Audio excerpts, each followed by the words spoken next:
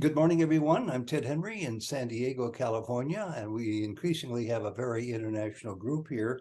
Welcome to our Ramana Maharshi weekly group satsang. And on the first Sunday of every month, of course, Michael James is here. And I'm speaking directly to those who are watching Michael now on YouTube. Many people from around the world see these videos. They've been increasingly asking me how they can be a participant, and I see that a variety of people come in and out every month now. So I invite them in particular to consider joining us. Let Melissa in here to consider joining us on Sundays, the first Sunday of every month. And if you would like to participate on those programs or join us even on any particular Sunday of the month when we have our morning satsangs, just write me. I'm Ted. You can write me at newsguy55 at AOL.com, NEWSGUY 55 at AOL.com. And I'll put all of our notifications on the list for our weekly Zoom meetings.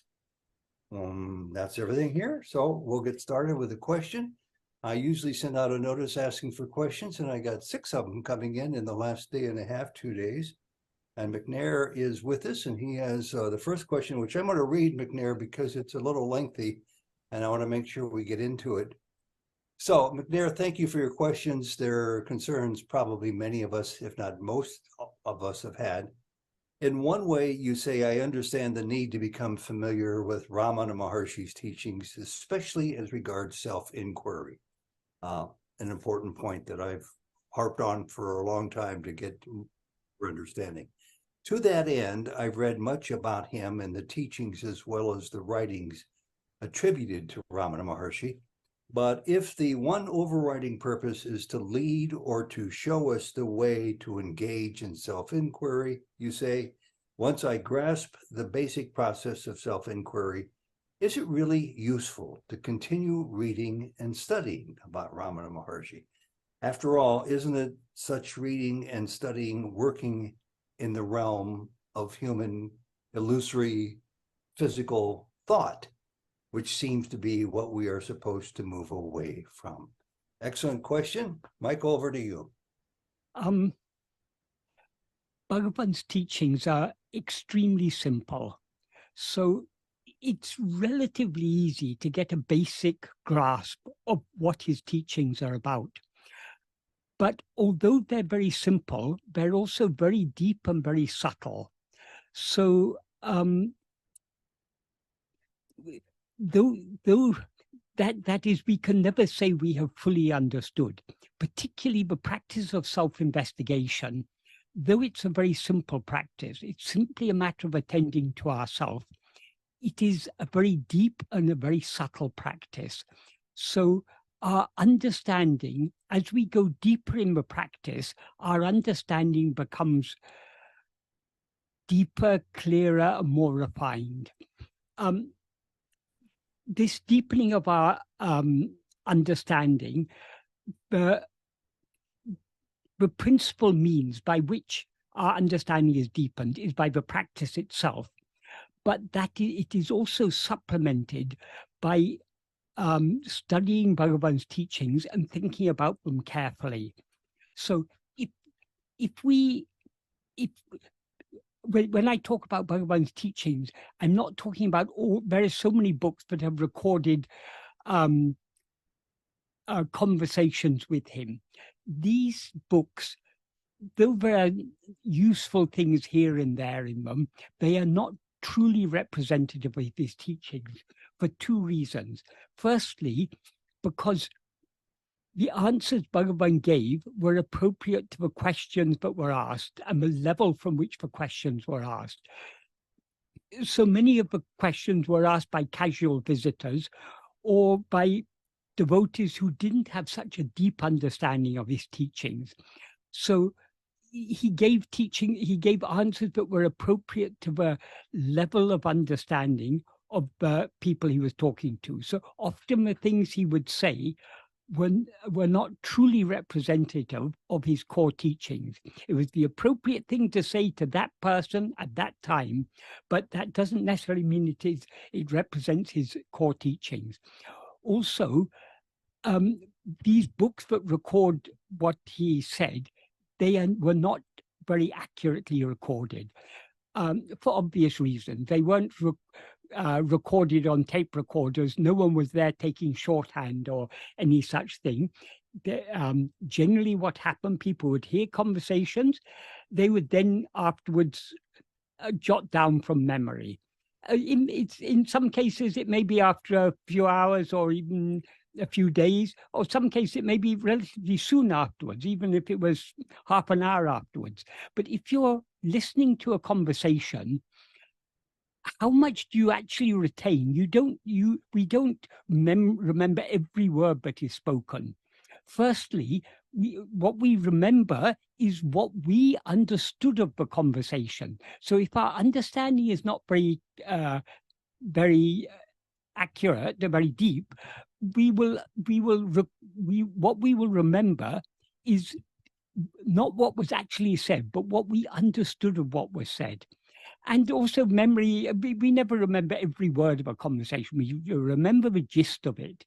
So the recordings are not very accurate. So, but if we want to get to the real heart of Bhagavan's teachings and really understand the core principles of Bhagavan's teachings, the principal source is his own original writings. There are other good books, like, for example, Guru Vachaka Kavai was recorded by Murugan. He recorded things that Bhagavan said, not in his exact words, because Bhagavan was obviously speaking in prose. Murugan recorded in poetry. But because Murugan had a very deep and subtle understanding from his own experience of following Bhagavan's path and reaching the goal, he was able to encapsulate in those verses the real import of what Bhagavan was saying. So Guru Vachaka Kavai is a very good supplementary work, but it's quite a big work. It consists of some 1,250 odd verses, which we're not likely to if we read it, we'll remember some of the verses, not all the verses. Whereas Bhagavan's original writings are actually relatively few in number. There's Nana, Who Am I, which consists of just 20 paragraphs. Bhagavan wrote it in the form of an essay, though it was originally question and answers.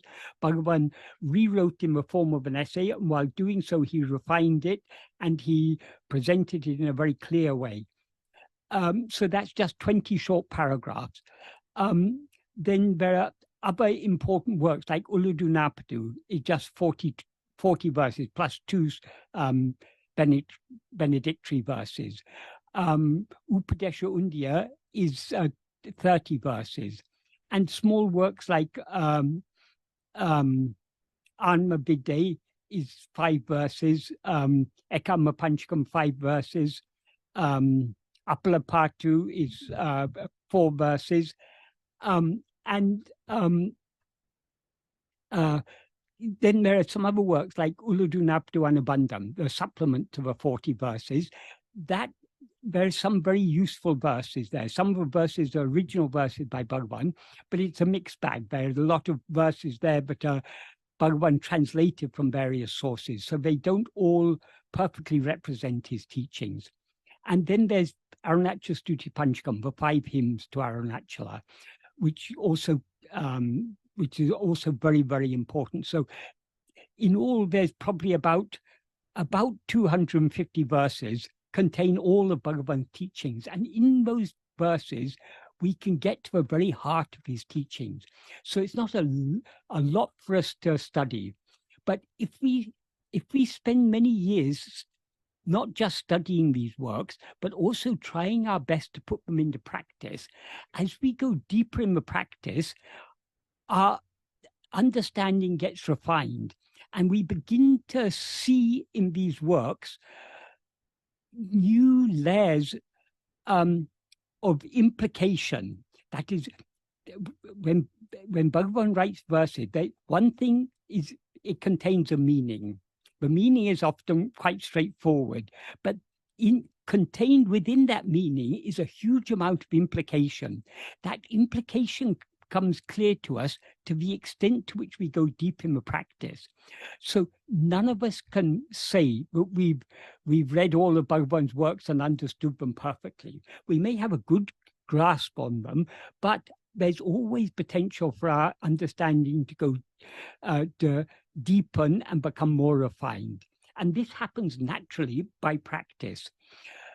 So if we think that we just have to read his teachings a few times, grasp the principles, and then start putting them into practice, it's like saying we want to travel to a new country we've never been to before. We've seen a map of the country, we've studied the map quite carefully, and when we leave the map behind and set off on our journey. When we actually come to that country, there are going to be so many things we come across which we were not able to understand from our study of the map. So we may be confused which way to go. Whereas if we take the map with us, as we travel to that country, as we travel through that country, the map becomes more and more meaningful to us. The map becomes more and more useful because we recognize, that is, the various symbols on the map, we recognize what they are actually representing, what it actually looks like, how it actually is. So to think that we can travel to a new country just by studying a map and then leaving the map behind and going off on our travels, it would be a foolish approach. Obviously, the wise thing to do is to take the map with us. Then whenever we are in doubt about which way to go, we can refer to the map and we will compare the map with what we've actually seen. The map will become more and more meaningful to us, and it will provide us the guidance we need. Obviously, reading a map and traveling in a country, these are relatively gross things, whereas the path Bhagavan has taught us is a very deep and very subtle path.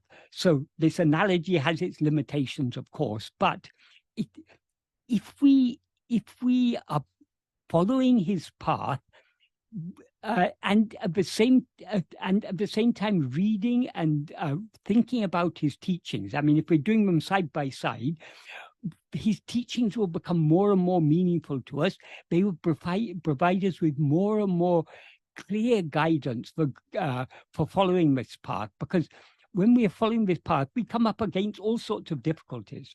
The difficulties obviously aren't difficulties external to ourselves. The difficulties are our own vasanas, our own likes, dislikes, desires, attachments, and but we face so many difficulties when we're actually putting it into practice, because though we think that we want to know ourselves, we want to attain liberation, when it actually comes to practice, we begin to see how strong are our desires to experience things other than ourselves, and how relatively weak is our love to know ourselves. So we come across so many practical difficulties. If we are reading and reflecting on Bhagavan's teachings alongside our practice, they will give us guidance, they will give us encouragement, they will it's hard to say in how many ways we can be helped by Bhagavan's teachings. So the simple answer to the question is, no, it is not sufficient just to think that we can read a few times his teachings and then devote ourselves to the practice. If we keep his teachings as a constant companion to ourselves, we don't always have to be reading them. If we've read enough times, we'll be familiar with them. But even if we're not reading them, we should at least be thinking about them. And from time to time, we may want to refresh our memory. What exactly did he say here? So we go back and read it. So studying and thinking about his teachings. Studying is what is called sravana. Sravana literally means hearing, but it includes absorbing the teaching, taking them in. But manana means thinking deeply about it, making sense of it. Because when we read Bhagavan's teachings, his teachings are extremely deep and radical. They are challenging all our beliefs, all our preconceptions. So they challenge us to change our view of things. So it, that is absorbing and really grasping the import of his teachings. It takes time. We don't grasp it just by one reading or by thinking about it a little. The more we think about it, the more sense his teachings make to us. And the more we will find that they're helping us, encouraging us, and guiding us in the practice. So that's the main part of the question answered. But one other thing, in the final sentence, after all, isn't such reading and studying working in the realm of thought, which seems to be what we are supposed to move away from? Yes, of course, this is all in the realm of thought, but all spiritual practice is in the realm of thought. That is, who is it who is to investigate themselves? It is ego. And according to Bhagavan, ego is itself a thought. It is the first thought, the root of all other thoughts. So many people have a misconception, but self-inquiry means stopping all thoughts. If you stop all thoughts, that is self-inquiry. That is not the case. Merely stopping thoughts is not the means to know ourselves. Every night when we fall asleep, all thoughts stop. But we are not enlightened when we fall asleep. I mean, we're not enlightened by falling asleep. Enlightenment means the permanent eradication of thought. But thought will be eradicated permanently only when its root is eradicated. The root of all thought is the first thought, I, namely ego, the false awareness, I am this person. So long as this ego, that which is aware of itself as I am this person, so long as that exists, we are in the realm of thought. So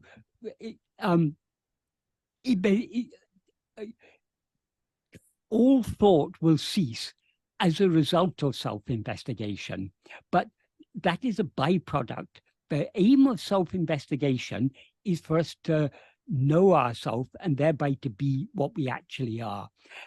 When we know what we actually are and thereby remain as we actually are, all thought will thereby cease. But that is not the principal aim. This is very, very important to understand, because a lot of spiritual practice is aimed at stopping thought. In fact, the whole of yoga, the principal aim of yoga is to stop thought. In the right at the beginning of the Yoga Sutra, Patanjali says, he defines yoga as yogas chitta vritti nirodha. That means yoga is curbing or stopping the chitta vrittis. Chitta vrittis means the activities of the mind, in other words, thoughts. Bhagavan said that is not an adequate goal, because Bhagavan pointed out the obvious thing that every day when we fall asleep, we stop thinking. But that is only a state of manolaya, a temporary dissolution of mind. We are aiming for manonasa, which is permanent dissolution of mind, annihilation of mind. And that can be achieved only by eradicating ego, the root of all thought. So we are in the realm of thought so long as we are doing any spiritual practice. Even self-investigation is still in the realm of thought, because that is, in self-investigation, we are turning our attention away from all other things, back towards ourselves. And thereby we are bringing about the subsidence of all thought. But until ego is annihilated completely, we are still in the realm of thought. So self-investigation brings about a subsidence not only of other thoughts, but of the first thought, I. But until that first thought is completely eradicated, we have not escaped from the realm of thought. So we shouldn't. Thought is a means on this path. That is, we should use thought intelligently. Thought is, after all, the directing of our attention towards anything is a thought. Instead of directing our attention towards any other thing, our aim in self-investigation is to direct our attention towards ourselves, because attending to anything other than ourselves is an activity of the mind. So it's an arising of thought, whereas attending to ourselves is a cessation of mind, a subsidence of mind, a cessation of thought. So though cessation of thought is brought about by self-investigation, it's not the principal aim of self-investigation. The principal aim of self-investigation is to know ourselves. So we shouldn't think that we have to be without thought. Generally, when people think that we have to be without thought, what they mean by thought, what they understand by the term thought, is the mental chatter. Some people say, I sat for meditation and for 20 minutes I was without thought. The I that was sitting, the body that was sitting is a thought. The I that was taking that body to be I is a thought, that is ego. But 20 minutes are a thought, it's all just thought. So when Bhagavan uses the term thought, of course it includes the mental chatter, but it's not limited to mental chatter. Anything other than our own being, anything that rises, anything that appears and disappears is a thought. So the first thing to arise and the last thing to subside is this first thought, I. So that even this thought, even this I, the ego, is itself a thought. So, yes, ultimately we're supposed to move away from thought, but in order to move away from thought, we need to use the mind. We need to turn our attention away from other things back towards ourselves. And for that, we need understanding. That is, this, as I say, this is a very deep and subtle practice. We can practice, that is, the depth of our practice depends upon the depth of our understanding. As we go deeper in the practice, our understanding deepens. As our understanding deepens, we're able to go deeper. So it's not just a matter of read a few books, then stop thinking. That is not what the practice is. The practice is we are using our mind, our power of attention, to investigate what we actually are. So we are investigating the very root of all thoughts. The source, the root of all thoughts is ego, and the source from which ego and all other thoughts arise is ourself, our own being, I am. So that is what we're investigating. So we are investigating the root of thought, and which leads us to the source of thought, and thereby we remain in that we remain in and as that source. Thereby we go beyond thought. We are not just deliberately trying to give up thoughts, because if we just deliberately try to give up thought, we will end up in manolaya. Manolaya means a temporary dissolution of mind, like sleep. Our aim is not a temporary dissolution, it is the permanent dissolution that can be brought about only by eradication of ego. And ego is a false awareness of ourself. That is, as ego, we're always aware of ourselves as I am this body, I am this person. That is a false awareness of ourselves, because this person is not what we actually are. So how to remove that false awareness of ourselves? Only by being aware of ourselves as we actually are. So knowing ourselves as we actually are is the means to eradicate ego. And eradicating ego is the means to eradicate, to move away from all thoughts, to get beyond thoughts, to destroy all thoughts. Without destroying ego, we cannot destroy thoughts. And without knowing ourselves, we cannot destroy ego. So the aim of self-investigation is to know who am I, not to stop thoughts. If we know who we are, then thoughts will stop of their own accord. But the aim is knowing what we actually are. So we should not be averse to thought. I mean, we live in the realm of thought. We can't get away from thought so long as we rise as ego. McNair, I hope that's an adequate answer to your question. Do you have anything further you want to ask on that? No, that was good, Michael. I appreciate it. I'm just going to have to listen to your answer several times, I think, to get the deeper meaning of it, but it was very helpful. And Yes. I appreciate the example of the map as well, Yes, yes. going on a trip. So thank you. That is, I have been studying Bhagavan's teachings now for it's 46, 47 years or so now. Though I'm studying the same work, the same few, as I say, just some 250 verses or so, I'm still learning from these. Because though I know the meaning of these verses, the implication is slowly it reveals they reveal their implication to us to the extent to which we go deep in the practice. So we can never say that we've understood Bhagavan's teachings perfectly. When we've understood his teachings perfectly, we will no longer be here to say, I have understood. When that I goes, that is the perfect understanding of his teachings. Until then, there's always room for deeper and clearer understanding. And to gain that deeper and clearer understanding, what is most important is the practice. The reading his teachings and thinking about them, they are supplementary. They supplement, they support the practice, but the practice is the key. If we want to really gain a clear and deep understanding of Bhagavan's teachings, practicing self-investigation is the only way, because the light that illumines the mind, enabling it to know all other things, is the light of pure awareness, I am. When we are practicing self-investigation, we are turning our mind back towards that light, to the source of all clarity. And we are, so to speak, immersing ourselves in that, bathing in that. So we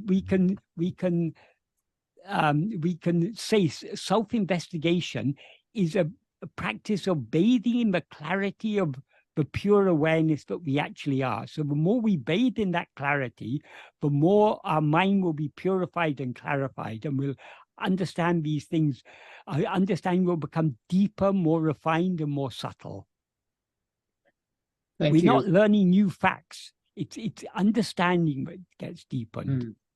It's not knowledge that we're gaining. It's not knowledge in the sense of information. It's knowledge in the sense of understanding, clarity.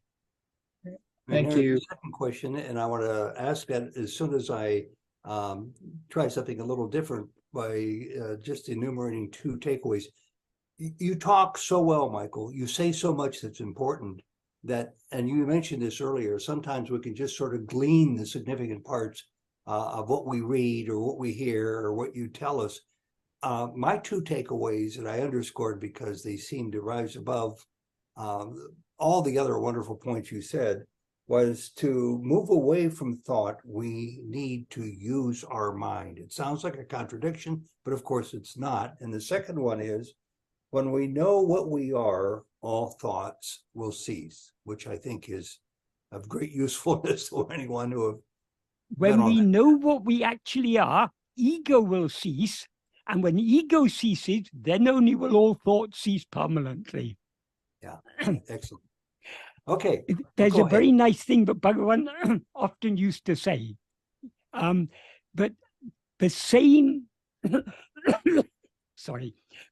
same power of attention, when turned outwards means away from ourselves towards other things, is called mind or ego. The same power of attention, when it turns within, it shines as pure awareness.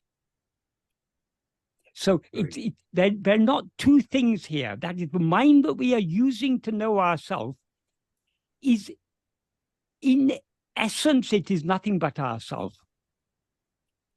That is, we call it mind when it's turned outwards, when it assumes the form and becomes, I am this person, I am this body. But when the same awareness that is now being directed outwards, when it's directed back within towards itself, it dissolves in itself and remains as itself. That is what we actually are. Very practical information.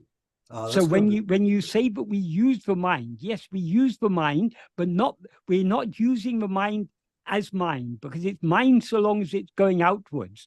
We are turning the mind in on itself. So we are, by turning our attention back on ourselves, we are separating ourselves from our mind nature, which is outward going, and remaining as our real nature, which is ever inward facing. Well, for our real nature, there's no in and out, but from our point of view, we have to say it's always inward facing. It never knows anything other than itself. We are turning our mind back on ourselves. That helps a whole lot. Okay, second one here.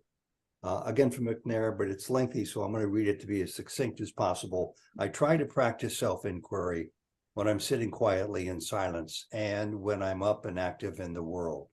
And I have to say I've experienced moments of some joy as a result. Yet I've also just as easily or more so experienced frustration when I'm active in the world and forget to engage in self-inquiry, especially when long periods of time go by. Is there something I can do, a suggestion or technique perhaps, to keep self-inquiry more front and center in my consciousness when I'm being active and going about daily life? And I think you touched on this at an earlier time. Yes. That is, first thing, before I answer the main question, you say, I've experienced moments of some joy as a result.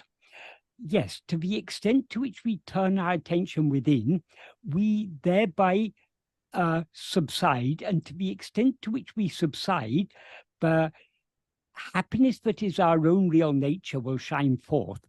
But so long as we experience that joy as something that comes and goes, sometimes we're experiencing joy, sometimes we're experiencing frustration. Anything that is not permanent is not what we actually are. So we are not seeking just a temporary joy. We are seeking the infinite, eternal happiness that we actually are, but it never comes and never goes. So this is another thing we have to be very clearly aware of in self-investigation. We are not seeking any experience, because experiences come and go. We are seeking that which we always know. What we always know is I am. But though we always know I am, what we are aware that we are not aware of what we are, because now we are aware of ourselves as I am this body. So long as we are aware of ourselves as I am this body, I am this person, I am McNair, or I am Ted, or I'm Michael, or I'm whoever, we are not aware of ourselves as we actually are. So we are not seeking to know anything new. We're not seeking to know anything unknown. We are seeking to know what is always known, but more. We are seeking to know it more clearly. So we shouldn't think that our self-investigation is successful if we experience joy. It's unsuccessful if we experience frustration. Both joy and frustration come and go. It is successful to the extent to which we hold on to what is ever shining, namely our own being, I am. It is inevitable when we are, that is the nature of the mind is outward going. It is the very nature of the mind to go outwards, because the mind means ego. Ego cannot rise, stand, or flourish without attending to things other than itself. So it is the very nature of ego to be always going outwards. When we are trying to turn our attention within, we are going against the very nature of ourself as ego, in order to find our real nature, which never goes outwards. So we are, so to speak, swimming against the current. The current of the mind or ego is constantly flowing outwards. We are trying to go within. So we will not. This is not a path that we're going to one day that we can sit down and attend to ourselves 24/7. It's not like that. So long as the until ego is completely eradicated, there will be fluctuations. Sometimes our attention will be going outwards more, sometimes it'll be going inwards more. So this is, we just have to accept that this is the nature of the mind. We shouldn't get frustrated. We need to be very, very patient with ourselves. We need to be willing to accept any amount of failure, because without failure, we will never succeed in this path. Failure, that is, the road to success is paved with failure. If we've never failed, we will never succeed. So we shouldn't be frustrated by the fact that our mind keeps on going outwards. However many times it goes outward, we try to bring it back within. Frustration is just a state of mind. It's a state of irritation. We're frustrated with ourselves because we are not attending to ourselves more. That is counterproductive, because that frustration is something other than ourselves. The frustration is not there all the time. Whatever is not ever shining is not ourselves. So rather than wasting our time feeling frustrated, to whom is this frustration? We turn our attention back to ourselves. So we shouldn't allow ourselves to wallow either in frustration or in the temporary joys, or in any temporary joys. We are seeking that which is permanent, which is ever shining, but that which we always know. We are seeking to know what we always know, but to know what we always know as it is, rather than now what we always know is ourself, our own being, I am. But now we don't know I am. We don't know ourselves as we actually are. We know ourselves as I am this body. So it's we are not seeking anything that is impermanent, anything that comes and goes. We are seeking that which is ever shining. And that is what we should hold on to. So however many times our attention goes outwards, all we have to do is to try to bring it back within. Sometimes it may go outward for a long period of time. As soon as we notice that we are not attending to ourselves, rather than getting frustrated, oh, so much time has passed, thinking like that, oh, my attention is on other things. To whom are all these other things appearing? Who am I who am going outwards? We turn our attention back on ourselves. So you say, is there something I can do, a suggestion or technique perhaps, to keep self-inquiry more front and center in my consciousness when I'm being active and going about daily life? There is only one thing you can do. That is persevere in the practice. There is no magic technique or suggestion, no magic way of doing this. The only way to succeed in this path is by patient and persistent practice. However many times we fall down, we need to get up. In other words, however many times our attention goes outwards, we need to bring it back within. Only by persistent practice in this way can we succeed. In the Bhagavan is very, very clear on this in the 6th paragraph of Nana. What he says is, if other thoughts rise, without trying to complete them, in other words, without allowing our attention to be carried away by that thought, without trying to complete them, it is necessary to investigate to whom they have occurred. That means that as and when each thought arises, rather than allowing our attention to get carried away after that thought, to allow that thought to complete itself, we need to turn our attention back towards ourselves. In other words, when he says we need to investigate to whom they have occurred, to whom do all thoughts occur? They occur only to us.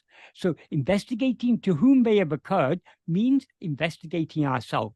It means turning our attention away from the thought back towards ourselves, the one to whom the thoughts have occurred.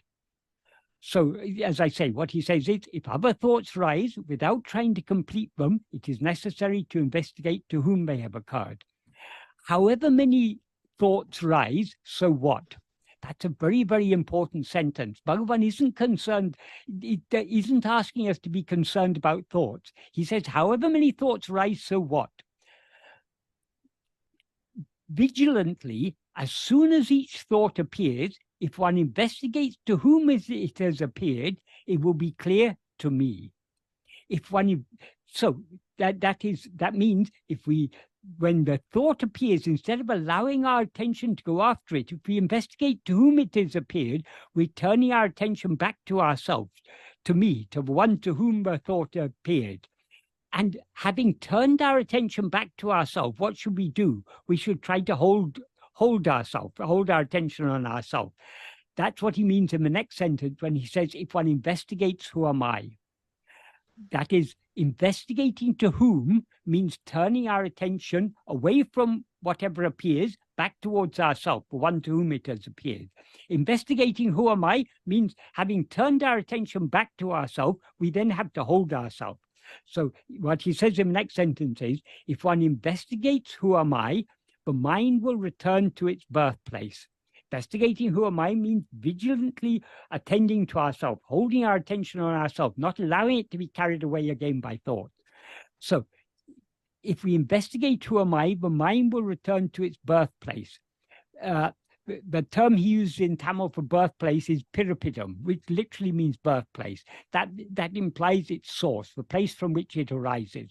So what is the source from which the mind arises?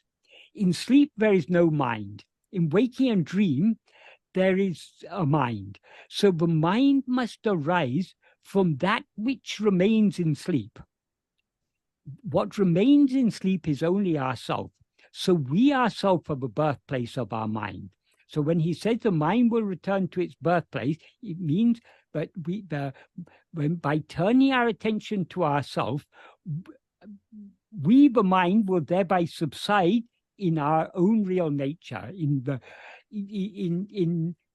what we actually are, which is the source from which we have risen as this mind. And then he says in the next half of the same sentence, the thought that had arisen will also cease. That is, to the extent that ego subsides and dissolves back into its source, its attention is thereby withdrawn from other things. And so the thoughts cannot exist without us being aware of them, because thoughts appear only in our awareness. So if we turn our attention away from the thought back towards ourselves, the one to whom the thought appeared, the thought that had risen will also cease. That is, we will subside, and the thought will, and whatever thought had arisen will also subside along with us. And then he says in the next sentence, this is a very, very important sentence, when one practices and practices in this manner, for the mind, the power to stand firmly established in its birthplace increases. Here, when he says one practices and practices, in Tamil it's said very, very forcibly, ippadi paraka paraka. Ippadi means in this way, in this manner. Paraka paraka means when one practices. It's a repetition to put emphasis on the need for this practice. When one practices and practices in this manner, for the mind,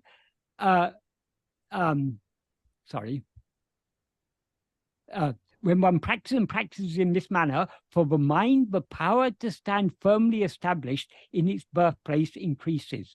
So if you want to avoid the frustration of letting your attention go outwards and thereby noticing it after some time, you need the power to remain firmly established in your birthplace, in other words, in yourself. And the only way to gain that power, to be firm, to hold firmly on to self-attentiveness and thereby to be as we actually are, the only means is by practicing in this manner. Practicing in this manner means however many times our attention goes outwards, we need to turn it back within. So when the attention goes outwards, when other things appear in our awareness, to whom do those other things appear? They appear to us. So by by investigating to whom they appear, that means we are turning our attention back towards ourselves. We then try to hold on to that self-attentiveness. To the extent to which we hold on to self-attentiveness, we thereby subside. And until again due to inattentiveness, if we again allow our attention to slip outwards, we again need to bring it back. This is the practice. This needs to go on for however long it takes. That is, for countless lives, we have been practicing sending our attention outwards, seeking happiness in things other than ourselves. So to overcome that outward going inclination of the mind, the only means is patient and persistent practice of turning our attention back within. No matter how many times the mind goes outwards, as Bhagavan says, however many thoughts rise, so what? However many thoughts rise means however many times the mind goes outwards, so what? As soon as it goes outwards, to whom do all these thoughts appear? To me, and we turn it back within. This is the practice, and it is only by patient and persistent practice that we can succeed. So this is the only way. The reason, to answer this more fully, the reason our mind keeps on going outwards is we still have strong inclination to seek happiness in things other than ourselves. The inclinations to seek happiness in things other than ourselves are what are called Vishaya vasanas. Vishayas means objects or phenomena, and in other words, anything other than ourselves. And vasana means inclination. So the inclination to attend to anything other than ourselves is a Vishaya vasana. The inclination to attend to ourselves is what Bhagavan called Sat vasana. Sat means being. So when we are attending to ourselves, we are attending to our being. We're attending to I am. So there are two types of vasanas. There's the Vishaya vasanas, but drawing our attention outwards. The Sat vasana is drawing our attention inwards. These vasanas are inclinations. But as a general rule for most of us, our Vishaya vasanas are much stronger than our Sat vasana, which is why most of the time our attention is going outwards. But vasanas have no strength of their own. Vasanas derive their strength from us. So vasanas are, to the extent to which we allow ourselves to be swayed by any vasana, that vasana is thereby strengthened. We can see that in our daily life. Supposing you have any weakness, any desire, anything that you like to indulge in. For example, just to give a very simple example, some people smoke cigarettes. Because they indulge that inclination to smoke, that inclination becomes stronger and stronger. After some time, they may come to understand that smoking is bad for their health. If they go on smoking, they may get lung cancer, they may get cardiovascular disease, all sorts of health issues may arise. So when they come to know that, they may get an inclination, because they got an inclination to take care of their body and to be healthy. They then got two contrary inclinations. On the one hand, there's the inclination to smoke. On the other hand, there's the inclination to maintain their health. So if they give in to the inclination to smoke, that inclination to smoke will get stronger and stronger. If they resist that inclination to smoke and instead allow themselves to be swayed by the inclination to maintain their health, the inclination to maintain their health will become stronger and the inclination to smoke will become weaker.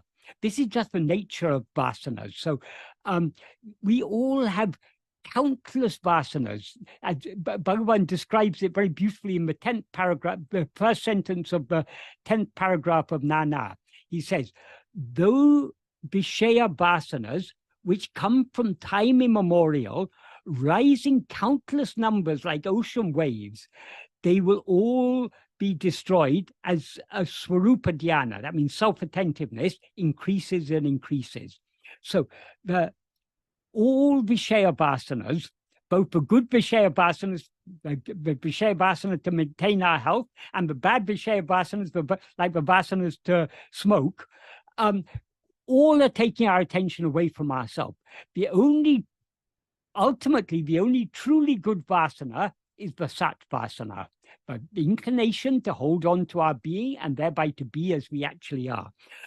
When we are practicing self-investigation, we are thereby strengthening the sat-vasana and weakening the Vishaya-vasanas. This is what Bhagavan means when he said in that passage of Nana that I read, by when one practices in this manner, the strength of the mind to remain established in its birthplace increases. How does it increase? Because by holding on to self-attentiveness, we are strengthening the satvasana. That satvasana is the strength that is required to remain established in our birthplace, in our source. And by the stronger the satvasana becomes, the weaker the Vishaya-vasanas become. Because when we are holding on to self-attentiveness, the Vishaya-vasanas will always be trying to pull our attention away from ourselves. We may feel inclined to think about so many other things, but we try to hold, instead of allowing ourselves to be swayed by those inclinations to think of other things, we try to hold on to self-attentiveness. So thereby we are weakening the Vishaya-vasanas and strengthening the satvasana. This obviously takes time and it takes practice. So these things are not going to happen overnight. Ultimately, when the satvasana becomes strong enough, we will eventually turn our attention fully within, and then ego is annihilated. It's all over in a moment. But to reach that point where we're willing to surrender this ego fully by turning our attention within, it takes however much practice is required. It may take days, months, years, lifetimes. It doesn't matter. That is, how long it takes us to reach our goal depends on how far we've come along this journey. So if we haven't till now been practicing self-investigation, we still got quite a long way to go. But we have the only way to travel this final leg of our journey is by the practice of self-investigation.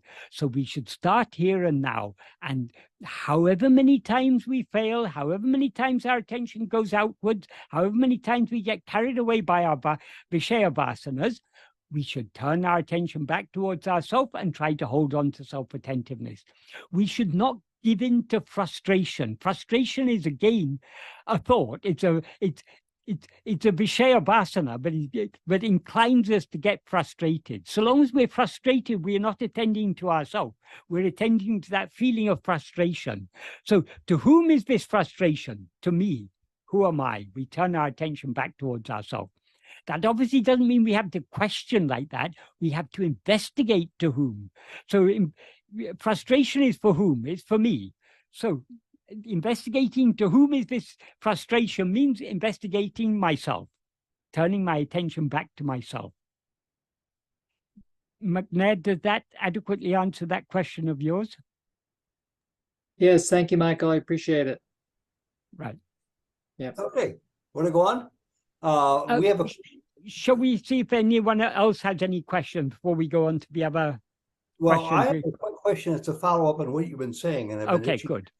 However, since I'm the facilitator here, I think I'm the only one allowed to ask a stupid question, and this one is just that, but it's about self-investigation. You've said a lot that's been very useful in one whole hour with 2 questions, and that was the takeaway of this second answer more than anything else. Preserve in the practice of self-inquiry. Persevere in the practice of self-inquiry, which is easy to do if you remember to do it. But many of us, like McNair pointed out, in the rush of the day, forget to do it. Turning our attention, you say, Michael, back to ourselves over and over and over again in the form of self-investigation is key. My stupid question is this. How much can we investigate ourselves? We're simple beings. Some of us have been here 40 years, some longer. Yeah. How much can we expect to learn of ourselves as we go back to self-investigation over and over again? We just have to persevere. That is, we are all failing. We are all failing daily. We're getting carried away by thoughts. We have so many concerns about things other than ourselves. But it doesn't matter how many times we fail. As Bhagavan says, however many thoughts rise, so what? Our aim is to turn our attention back to ourselves. So it doesn't matter how many times we fail, we need to pick ourselves up and continue on the journey. The journey means turning our attention back within. It's just that sometimes I feel like I've uncovered all the nuggets and the black boulders of my life. And it's hard to imagine that there still might be more lurking there if only I look deeper. If you go, the deeper you go, the more you will find, the more dirt you will find. But that dirt is not what we're looking for. That is, what is the light that is illumining all that dirt? That is what we should be attending to. But Excellent. Also, as Bhagavan said, all that is inside has to come out. Because if it doesn't come out, you cannot get rid of it. So it's part of the process, all these vasanas rising up to the surface of the mind. But the only way to overcome these vasanas is to not allow ourselves to be swayed by them. So as we persevere more and more in this practice, we are immersing ourselves more and more in that clarity. And we must immerse ourselves in that clarity until we lose ourselves in it completely. So how long must this continue? So long as we remain here as ego, as something that is aware of itself as I am this person and is consequently aware of so many other things, so long the investigation is necessary. Well put. Thank you. Right. I'll take you up on your offer to have other questions come, but since I already mentioned Dharma is the next question, and it's a brief one, Right. Maybe we can address this and then we'll open it up to other people. Right. Dharma Bungaroo writes, meditation on the divine sound, on the sound, is meditation of Nada Brahma, the divine sound, Om. Is meditation, this is his question, is meditation on the sound ever recommended by Ramana? No. It is not, because the sound Om, what is important with the sound Om is what is that, the sound Om is a word. What is that word referring to? It is a word that refers to Brahman. Brahman means our own real nature. So but as Bhagavan said, the first and foremost mantra, the first and foremost name of God, let's say, is I. Om is only secondary to that. So Bhagavan used to sometimes say, I is the elder brother, Om is the younger brother. Because though Om refers to our own real nature, do any of us go around referring to ourselves as Om? Om is sitting here, Om is talking. No, we naturally refer to ourselves as I. So, but even Bhagavan didn't even recommend, for those who had difficulty grasping what is self-attention, he sometimes said, even if you go on thinking I, it will lead to that place. That means that the source, the birthplace of the mind. When he said that, what he meant by that is, when we say the word I refers to what? It refers to ourselves. So every word refers to something. When we mention a word, it brings to our mind that to which it refers. So if I say New York, it brings a certain city to our mind. If I mention ocean, it brings a vast body of water to our mind. If I say apple, it brings a certain fruit to our mind. If I say running, it brings a certain activity to the mind. When we say when we say I, that word I, if whatever, it doesn't matter which language it is. If English happens to be our mother tongue, then I. If our mother tongue happens to be French, then it's je. If it's Spanish, then yo. If it's Sanskrit, then aham. If it's Tamil, it's nan. There are so many different words, but whatever is not the word but is important. What is that word referring to? It's referring to ourselves. So by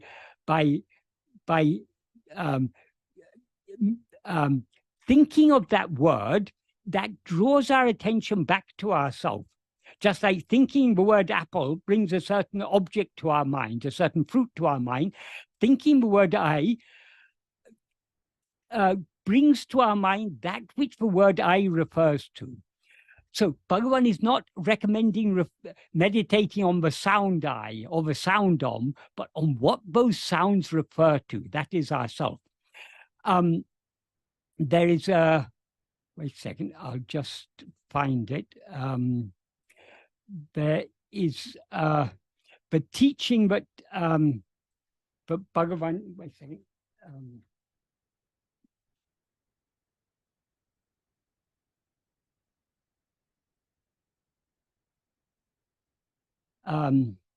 Just getting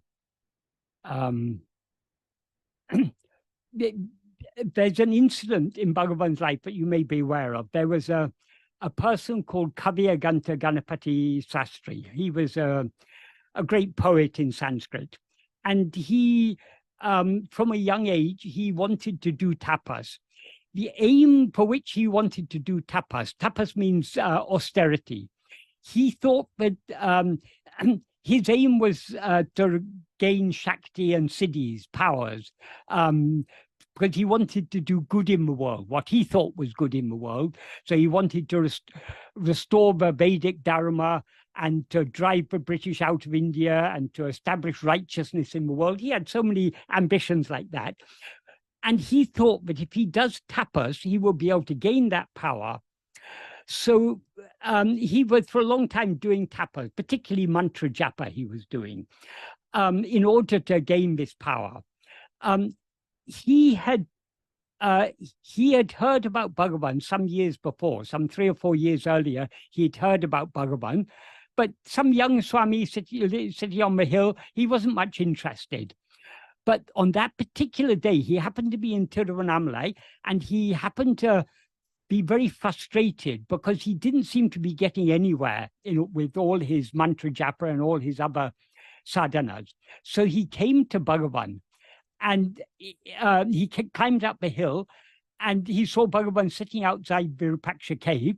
He prostrated himself before Bhagavan, and he said something to the following effect: I've studied all the Vedas and numerous other books. I've done countless crores, that is tens of millions of mantra japa, that's repetition of mantras. I've fasted and eaten very little, yet what is it that is actually meant by tapas is still not clear to me. Graciously explain to me what tapas really is. At first, Bhagavan just kept quiet and silently gazed at him. But after about 15 minutes, Kavyaganta said, I've read in books about such chakshu diksha, that's initiation by sight, but I cannot grasp the truth that is taught thereby. So graciously explain in words. Bhagavan then said, the meaning of what he said in Tamil, nan nan embadu, enge irandu, purupadu kirado, ade gavanital, manam ange linamahum, aduve tapas.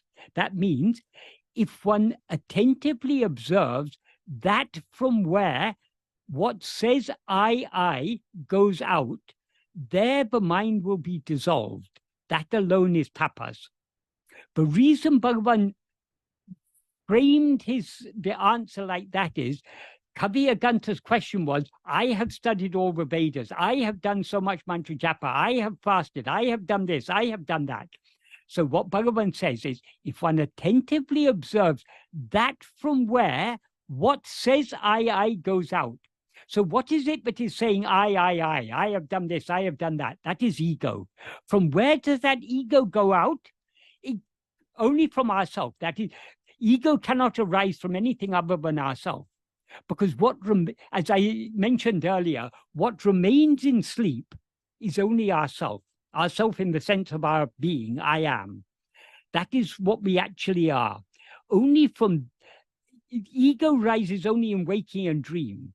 So it must rise from something that is there in its absence. In the absence of ego, what remains is only ourself. So ego rises from ourself, from our own being. So attentively observing that from where what says I goes out means attentively observing ourself, the source from which ego has risen. And he says, if one attentively observes that, in other words, if one attentively observes oneself, there the mind will be dissolved. That alone is tapas. In other words, Bhagavan is saying self-attentiveness alone is tapas. And by self-attentiveness, the mind will subside and dissolve back in its source. That is the implication. In many books, it is said, but Bhagavan then gave a second answer. But Bhagavan didn't give the second answer of his own accord. The reason Bhagavan gave the second answer is that when Kaviranta heard this first answer, he was bewildered, because this was something, though he'd read so many books, he'd read the study of the Vedas and the Upanishads and the Tantras and so many different books he had studied, never had he come across a teaching so simple and clear as this. So he was a bit bewildered by it, by the unfamiliarity of this teaching. So he asked, is it not possible to attain that state even by mantra japa? So in reply to that second question, Bhagavan said, the meaning of what Bhagavan said is, well, I'll just read the Tamil for those who know Tamil. Oru mantra te japam panninal, and the mantra dvani enge irundu purupadi kiradu endru gavanital manam ange linam akiradu. Adu tan tapas.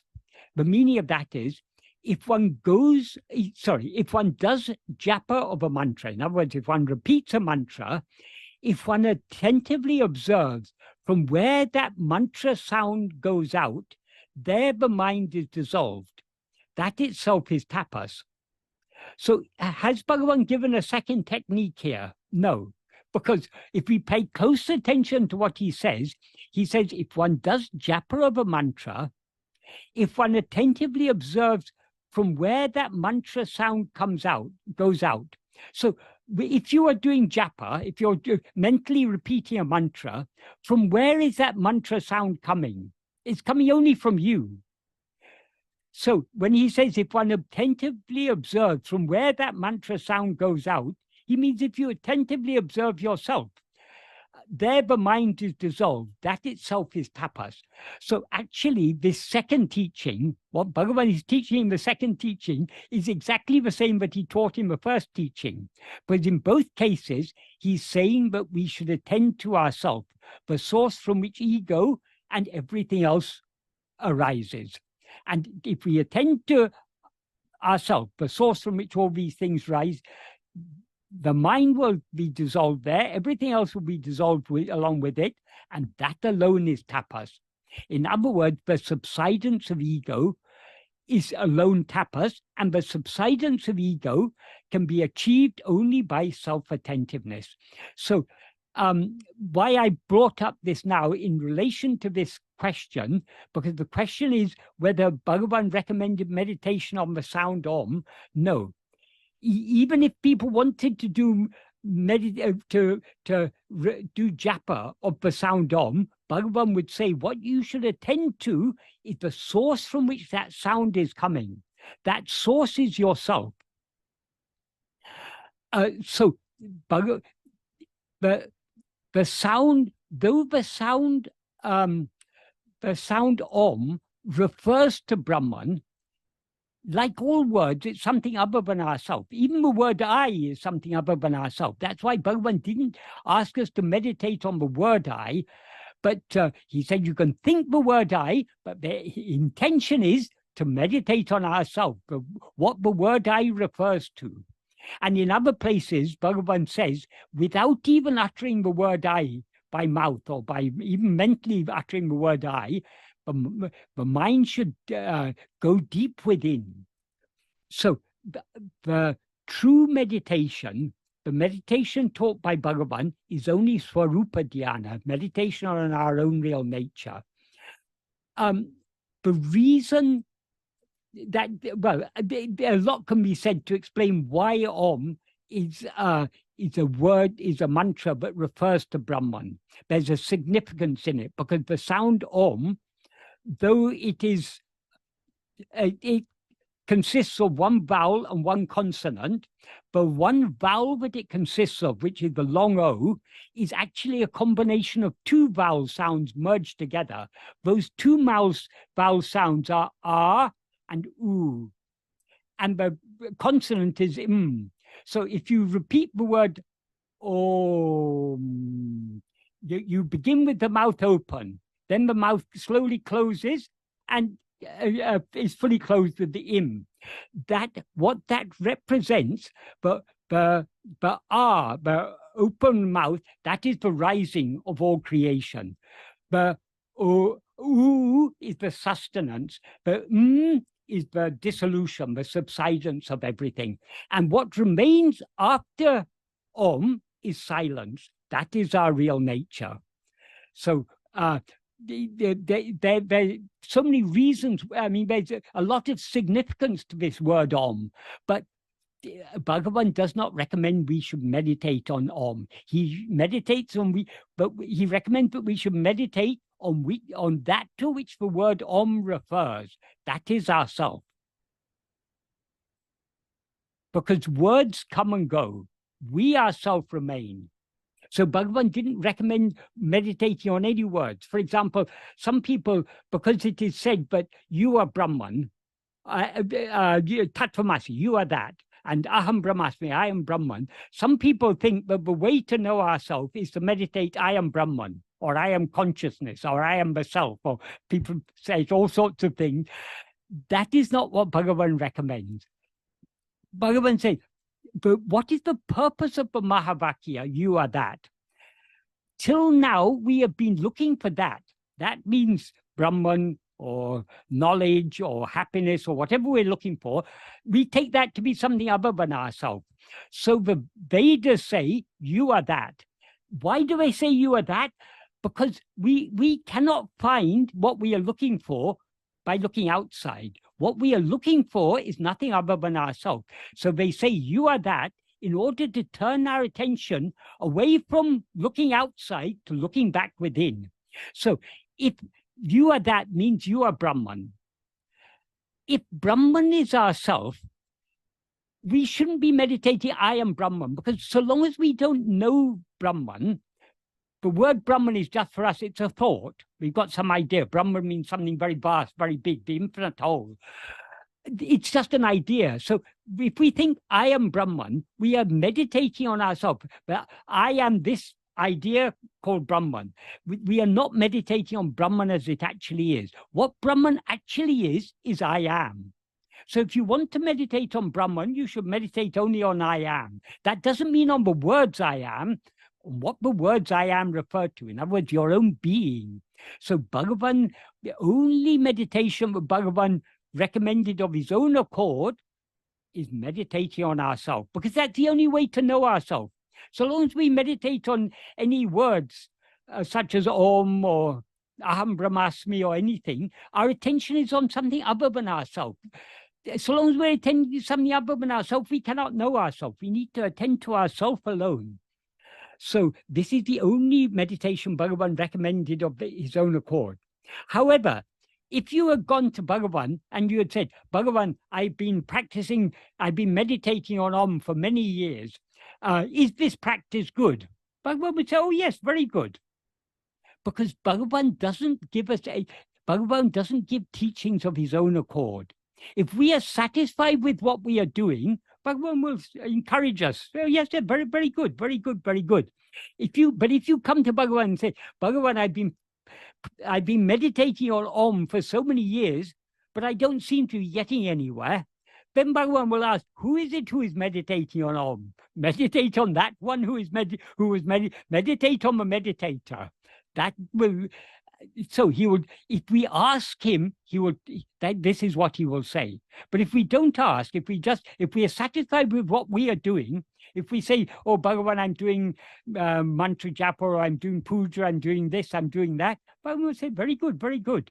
Because he's not going to, so long as we're satisfied with what we're doing, he will encourage us in that way.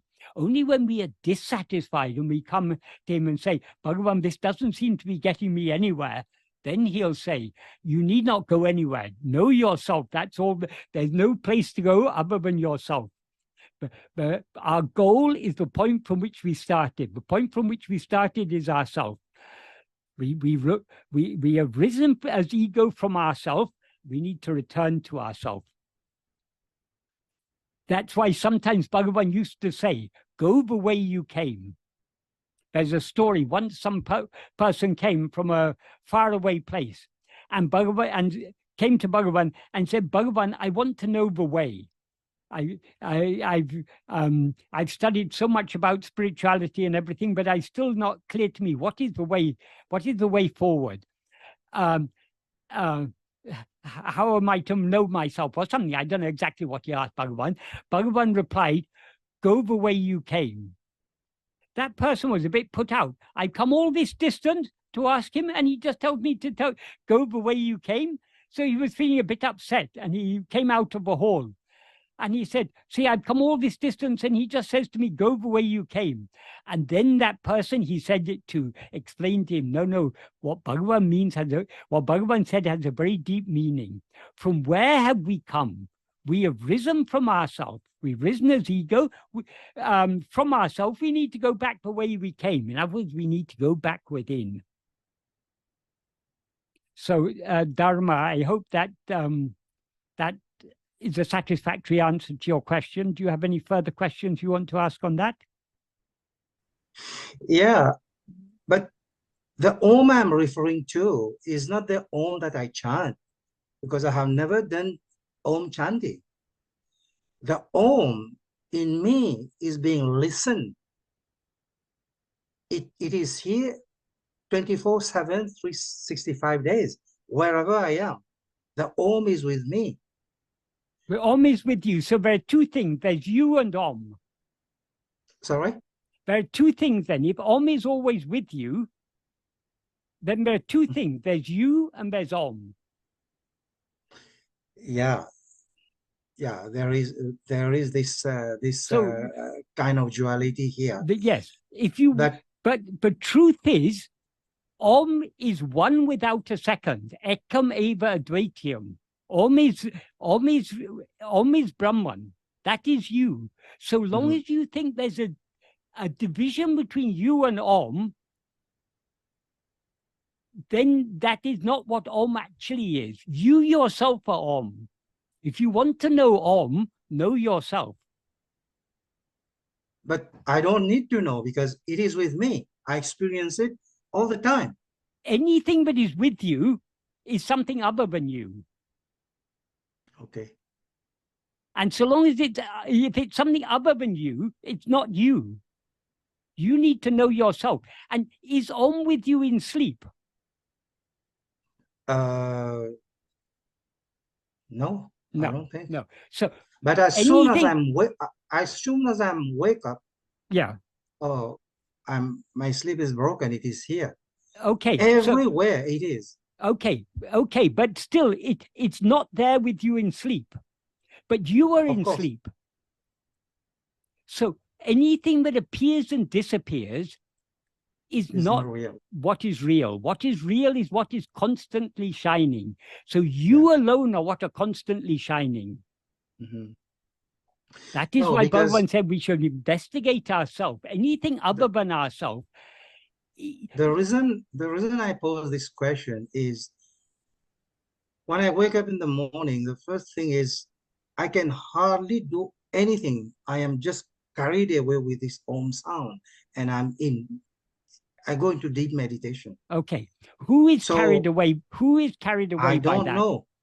I don't know That how is this. why you need to investigate yourself. Okay. So Yeah, I that's do why, it. but the answer Bhagavan gave to Kavyaganta, the second answer, is very relevant here. You say you're not repeating Om. Okay, that Om is there. No. That Om is with you. But It is with me right but now. who is it who is aware of that Om? Yeah, that would be the question. If you investigate the one who is aware of Om, the one to whom Om appears, there the mind will be dissolved. That is tapas. But the Om is coming from eternity. If it's coming from eternity, then how does it disappear in sleep? Whatever is eternal must be present in sleep. The only thing that is eternal is you. But I don't know if it is present in sleep or not, because If you don't know it, if it's not self-shining, you are self-shining. You know you were there in sleep. Yeah, sure. So why leave the first thing and go for a second thing?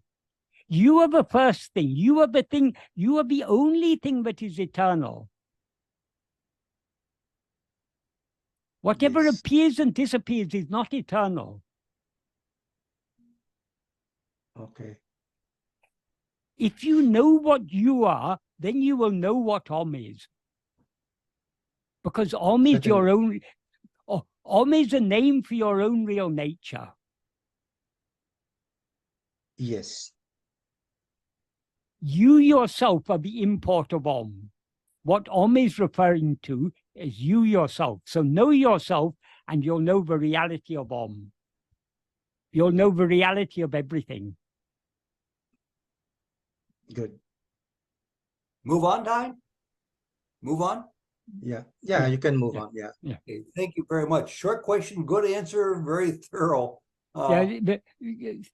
Short questions don't work with me. However short the question, I'll still find some reason to give a long answer. Well, I agree, because it's one of the biggest hills I've ever had to go across on the path to non-duality, to give up my affection, my love, my desire, my wants to be with the God outside of myself that I was raised to know. Yes. Not there. So his is a similar question along the same line there. We have, you said to take other questions here. We have two questions from people who use the text format. I see there's another one down there too. Ali and Vitali. Ali, if you're ready, we'll go with yours, but try to make it succinct. I'm not sure if I understood it as correctly as you want me to, or he wants you to. Sure. Yeah, I can. I can rephrase it. Hello, Michael. Thank you. Hello. Thank you for everything.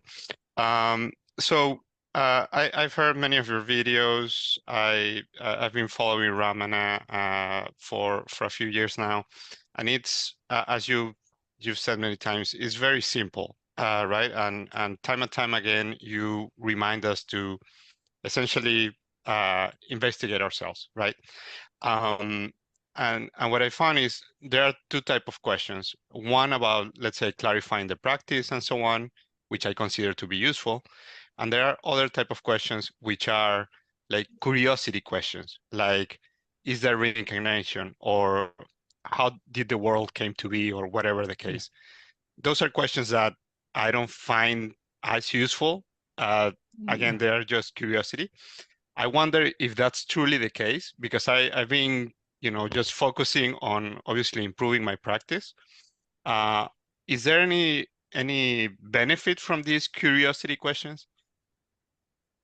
It depends on the benefit lies in what type of answer is given.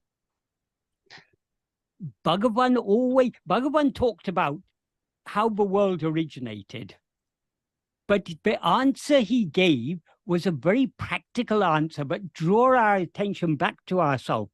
The world appears to whom? It appears to us. The world appears when we rise as ego.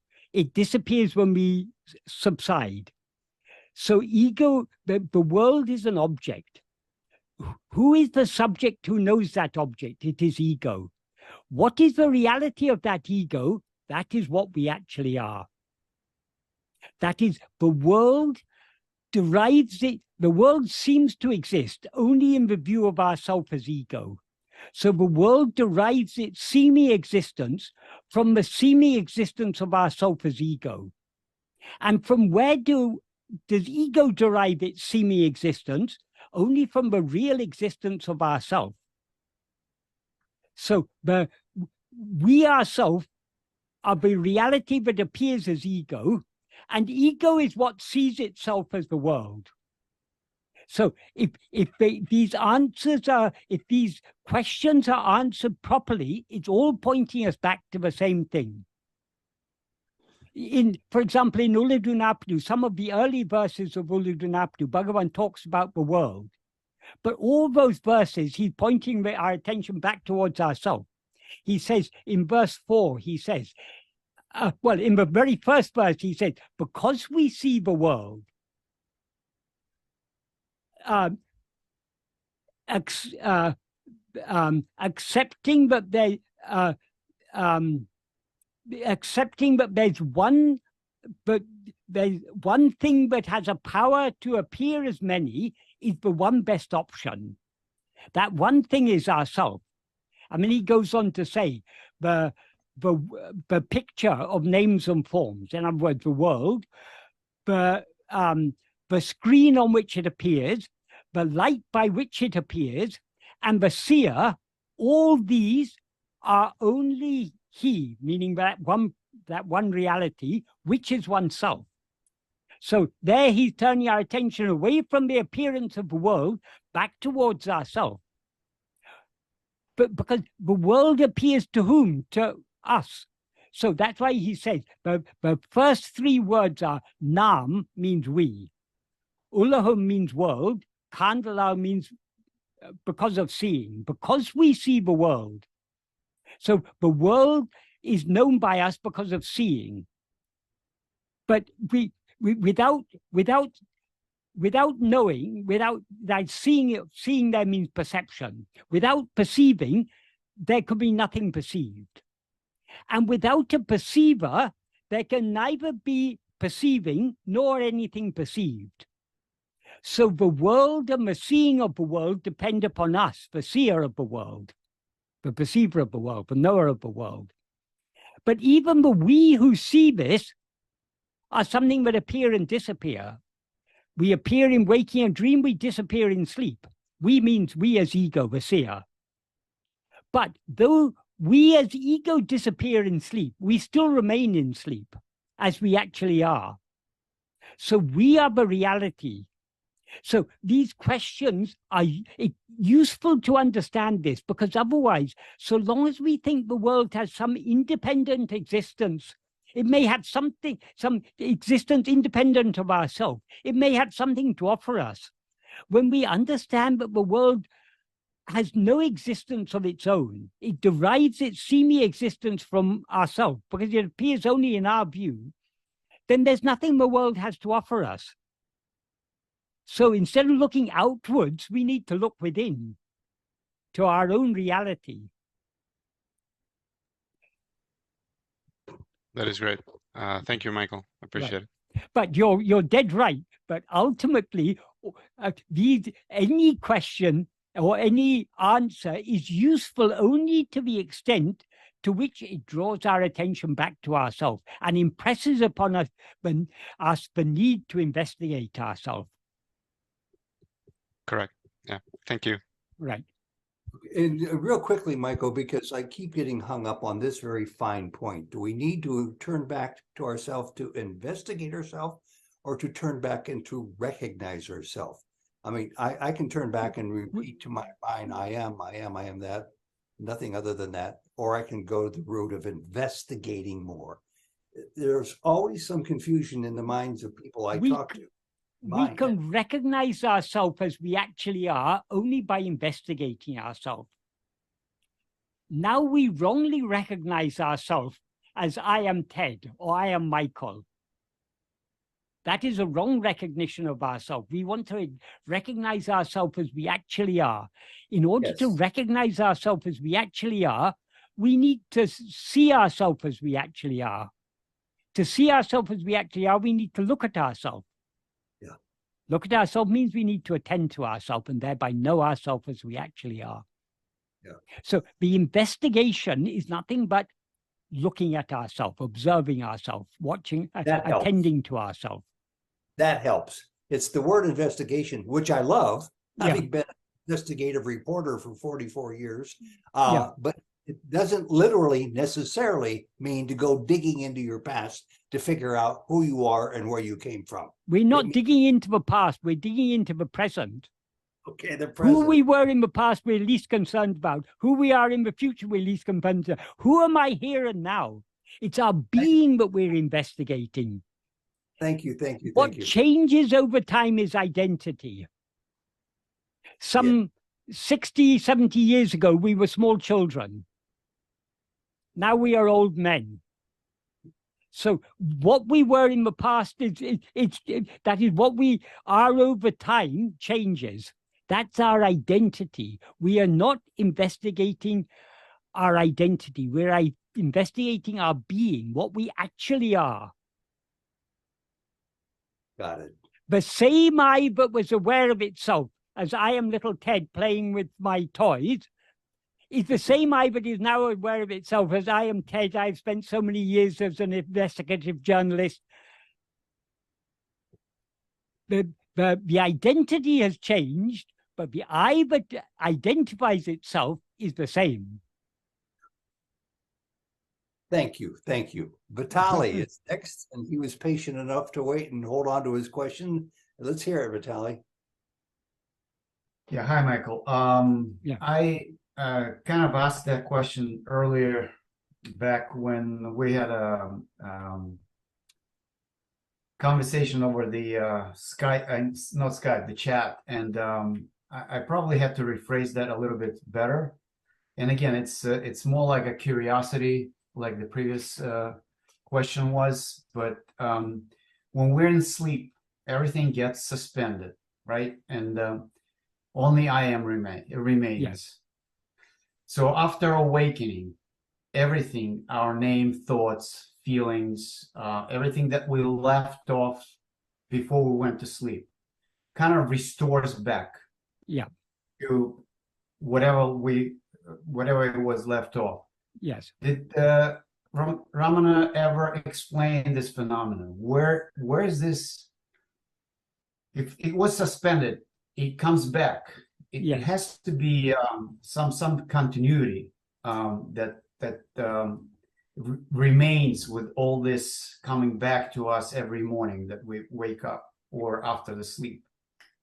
Yes, that is the continuity is I. That is the root. That is the essential continuity is I.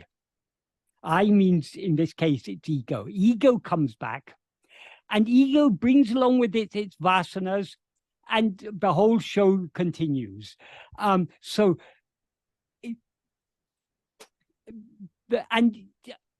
whole of our present life is one dream. So our identity remains the same. So yesterday, you were Vitaly. Today, when you woke up this morning, you were Vitaly. When you wake up again tomorrow morning, you're going to be Vitaly. You're the same. Your identity remains the same. But what actually remains in sleep is nothing but I am. Then people say, oh, but if nothing, if only I am remains, how the same ego comes back again? If ego ceases to exist in sleep, how does it come back again? That is not a question that need concern us, because that is akin to the question, another question that people ask: how did this ego come into existence in the first place? Why did ego come into existence in the first place? These are questions that cannot be answered. When people used to ask Bhagavan this question, Bhagavan would say, okay, first you find that ego and bring it to me, and then we can find out how or why it came into existence. If we investigate this ego, if we try to find it, it will take flight, it'll run away, it'll disappear. But there's no such thing. We seem to be ego only so long as we're looking outwards. If we look within, has anyone ever seen such a thing as ego? There's no such thing to be found. We seem to be ego only when we don't look at ourselves. When we look at ourselves, there is no ego to be found. Since ego doesn't actually exist, to explain how it came into existence, why it came into existence is irrelevant. That is applicable not only to why it first came into existence, but why it comes into existence every morning when we wake up from sleep.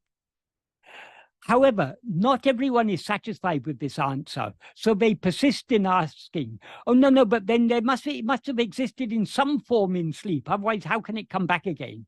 Then the usual answer that is given in most of the texts is that in sleep we remain in a seed form. That is, ego and all its vasanas remain in a seed form, and then they come back again. Only such an answer will satisfy some people. That seed form is what is called the karana sarira. But if you say that you exist as the karana sarira in sleep, a karana sarira means the causal body. The causal body is made up of all the vasanas. So if you remain as the causal body in sleep, the causal body continues in waking and dream, because the vasanas are with us now. We're very well aware of the vasanas now. So the causal body is there. If we say the causal body is there in all the three states, then what reason do we have to suppose that we're anything other than the causal body? So then I may be just a bundle of vasanas, but subsides in sleep and remains in seed form in sleep and rises up again in waking. But the same Vedanta that teaches us, but we remain in sleep in the form of causal body, it also analyzes the three states and says in sleep, you alone remain. Therefore, you are not any of these other things. So there's a logical inconsistency there. So the truth is, in sleep, are we aware of anything other than ourselves in sleep? We're not aware of vasanas, we're not aware of the world, we're not aware of the body, we're not aware of ourselves as I am Vitaly, I am Michael, I am anyone. So the simple answer given by Bhagavan, in ego, there is no, in sleep, there is no ego, no mind, no ego, in any form whatsoever. What exists in sleep is only ourself. Why did ego then rise up in the morning? Investigate and see whether ego has risen now. If you investigate to see whether it exists now, you'll find that it never actually came into existence at all. So the question of how or why becomes irrelevant. That is, we need to be we need viveka. Viveka means discrimination, judgment, a clear discernment. So we need to apply this viveka to what questions are useful to ask and what questions are not useful to ask. Asking what we actually are or who we actually are is a useful question to ask. And it's we shouldn't just ask the question, we should investigate to find out what we actually are. But asking why all this has appeared, how it has all appeared, these are not useful questions, because it's giving reality to all these things. If you're saying, how did ego rise in the morning? Why does all this appear? You're giving a reality to these things. Whereas these things have no reality whatsoever. They are just appearances, and they appear only in the form of view of ego. And in whose view does ego appear? Only in the view of ego. So if ego investigates itself to see what it is, it will cease to be ego and remain as it actually is. And then all questions become irrelevant. Otherwise, if we begin seeking to answer these things, there will be endless questions. This is why philosophy, if you read all the philosophy books in the world, would fit many, many libraries. So much philosophy has been written, so many philosophical questions have been written because of the outward going mind. So we need to decide, what are we here for? Do we want to have satisfactory answers to everything? Or do we want to know and be what we actually are. If we know and remain as we actually are, there will be nothing to ask any questions about.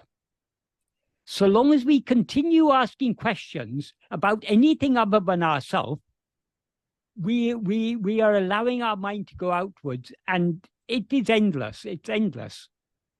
There's no philosophy or science is ever going to get to the end of the outward search for knowledge. You can go on searching for knowledge outwardly, and you'll be learning more and more and more and more. But what happens to all that knowledge when you fall asleep? What happens to one who has all that knowledge when you fall asleep? That one who has all this knowledge gained in the waking state ceases to exist in sleep. So what value does that knowledge have? And one day that it's going to also cease to exist in death. Then we're never going to remember again what all that we learned. We're going to have to learn it all over again. So we need to seek that which is permanent. What is permanent is only ourself. Is this a satisfactory answer or not? Yes, absolutely. Yes, thank you so much. Right. Appreciate it. Right. So let's take a look at the calendar, at the clock on the wall. Tough spot for an old radio and TV guy because you try to make it right up on the hour. Quick question time, very brief question, succinct question. Maybe we'll get a long answer, maybe we'll get a brief one, but who would like to ask a quick question? Thank you, Ted. And thank you for the opportunity to ask a question. Michael, I have a question just real quick, please. If I am trying, for example, to resolve karma, I'm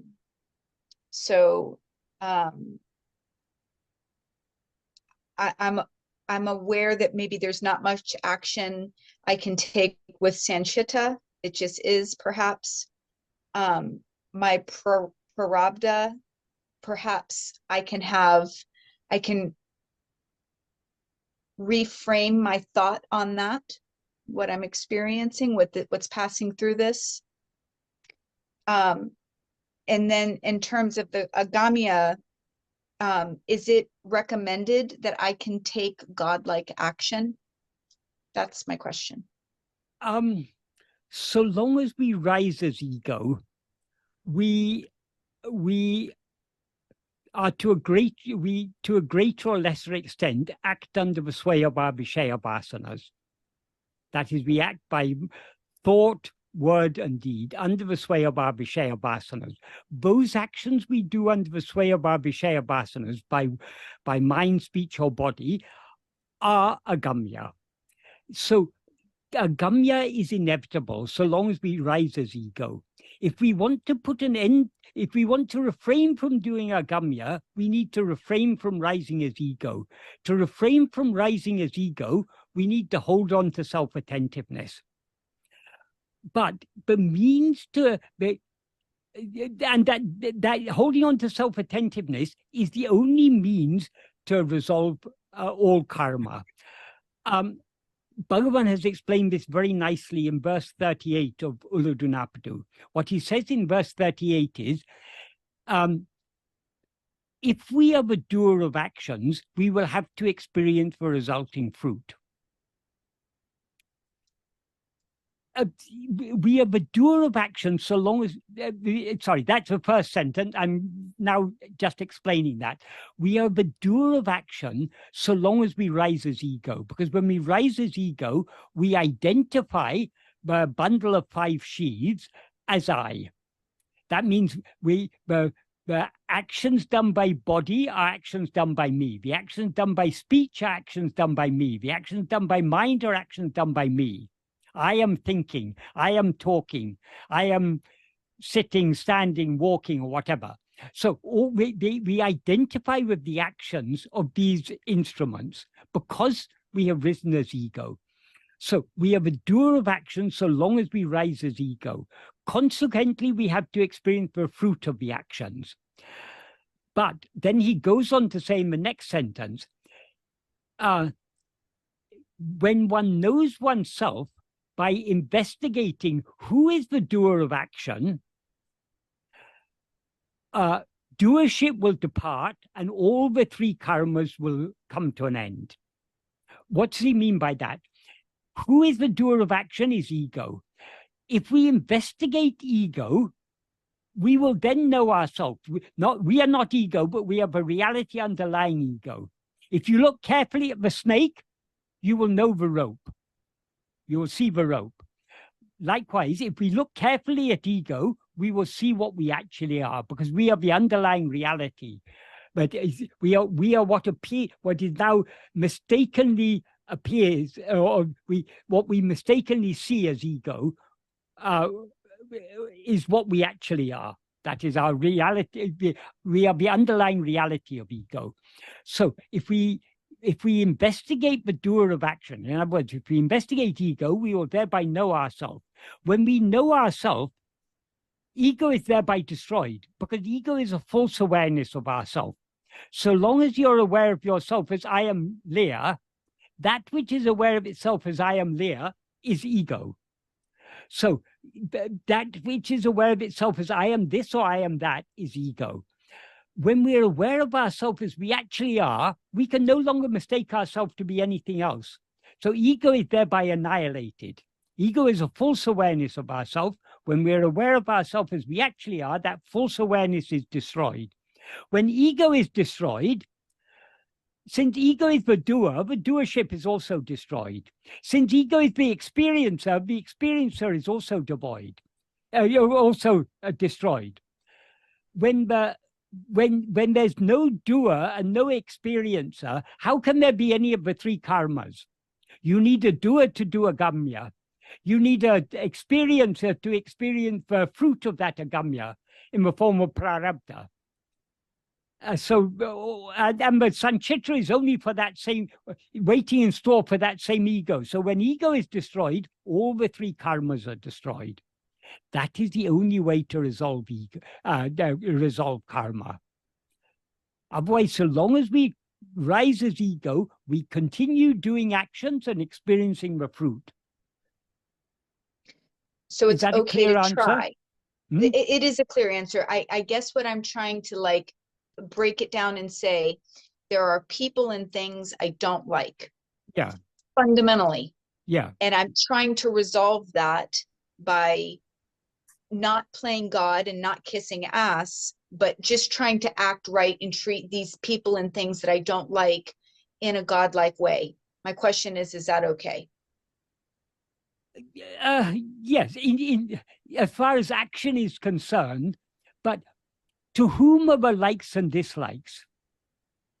Rather than being concerned about how you should behave, if you investigate yourself, you are thereby diffusing the likes and dislikes. That is, the problem lies not in those people you dislike. The problem lies in your dislike of them. If you had no likes or dislikes, nobody would disturb you. It's because we have likes and dislikes that we are disturbed by people. So the problem doesn't lie in those people. The problem lies in us. So to whom are those likes and dislikes? To me. If we turn our attention within, we thereby cut the ground from underneath the likes and dislikes. The likes and dislikes can stand only so long as we rise as ego. By investigating ourselves, we subside, and our likes and dislikes subside along with us. So to the extent to which we follow this practice of self-investigation, our likes and dislikes, they will still remain, but they will lose their force. So though we may still dislike this person and that person, we'll be not bothered about it. Okay, it's not that person isn't the problem. I am the problem having these likes and dislikes. So we keep on turning our attention back on ourselves, and thereby we will automatically behave appropriately. Because when the force behind those likes and dislikes, when they lose their force, their momentum, we will automatically behave in an appropriate way. Thank you. I'm glad I asked. Otherwise, Now, if we try and say, oh, should I act like this? Should I act like that? Our attention is still going outwards, and we will continue making the same mistakes. The only way to free yourself from the likes and dislikes is to investigate what you actually are. So long And as in you AA, allow we- your attention to go outwards, the likes and dislikes will remain. Yeah. And in AA, we ask God to remove it. Yeah. Yeah. Okay. Understood. Gotcha. Thank Mm. you. Right. and in this group, we find out who God is. Yes. It begins with a capital S. Really, this is wonderful. And I'm glad she asked that question, because when it comes up to me, I think it's like a drop dead. There you are. The answer's in your hand. Just use it.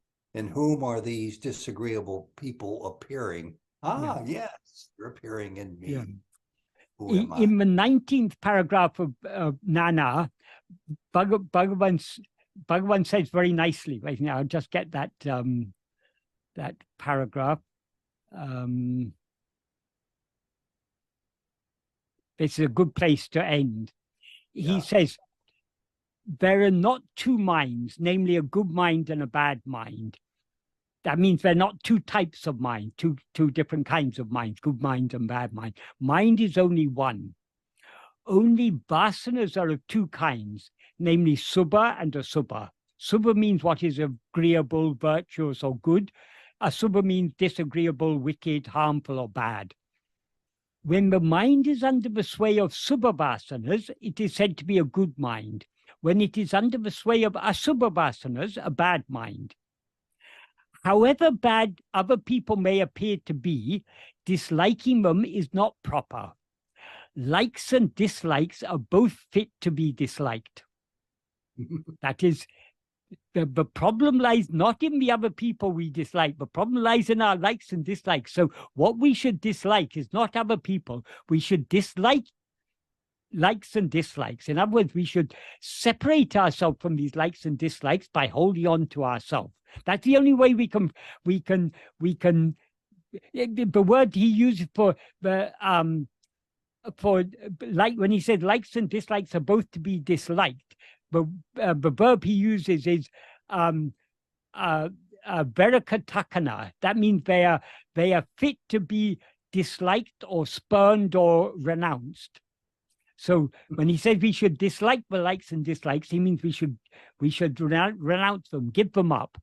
And we can give up likes and dislikes. That is, likes and dislikes, it's the nature of ego to have likes and dislikes. So long as we rise as ego, we will inevitably have likes and dislikes. If we want to be free of likes and dislikes, we need to stop rising as ego. And to stop rising as ego, we need to hold on to ourselves. Very well put. So we should always remember, when we have problems with other people, those other people are as they are. The problem lies in us. Why should we have likes and dislikes? We are caused trouble to ourselves by having likes and dislikes. If we could remain free of likes or dislikes, nobody could do anything to disturb us. True equanimity. Ultimately, all problems come from likes and dislikes. Thank If you, we are Mike. suffering in any way, whether suffering because of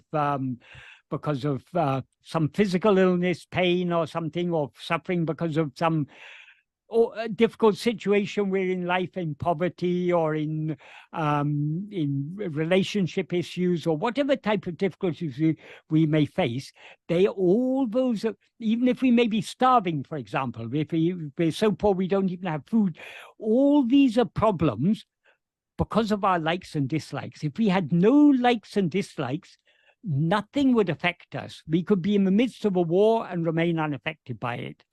We could be dying of the most painful cancer and be unaffected by it.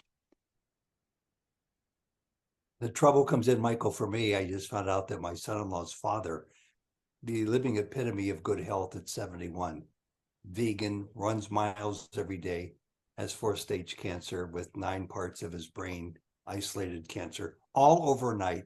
And the problem isn't my worrying about my pain. It's how to handle the pain in another, in the illusion of life. Yeah, yeah. The dream seems awfully real to me when I know of a person that close to me who's suffering. That is why, so long as we rise as ego and see this world, we will inevitably have likes and dislikes. We don't like to suffer ourselves. We don't like to see others suffering. So that is, it's inevitable that we suffer so long as because so long as we rise as ego, we will have likes and dislikes. We can reduce the intensity of our likes and dislikes. We cannot be totally free of them. And particularly, sometimes we can bear our own pain, but to see the pain of others is even more painful for us. Yeah, that's the point. So life is difficult. I mean, embodied existence is misery, if we are honest with ourselves. The only solution to all these things is to turn within and to subside back within. So long as we rise as ego, we, to a greater or lesser extent, we will inevitably have likes and dislikes. We will inevitably enjoy the joys of life and suffer the miseries of life. But these are all inevitable so long as we rise as ego. By following this path, we can reduce the intensity of our likes and dislikes.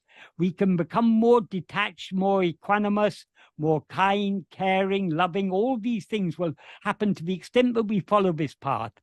But the problems still remain to a greater or lesser extent. We can be free of all problems only by refraining from rising as ego. And we can refrain from rising as ego only by knowing and being what we actually are. That's why all questions finally must come back to the one fundamental question: who am I? Very good. Ultimately, that is the only question worth considering. All the other questions are useful to the extent to which they point us back to this first question. Yeah, yeah. Thank you, Michael. The answer to this first question, who am I, can be found only by investigating ourselves, by seeing what we actually are.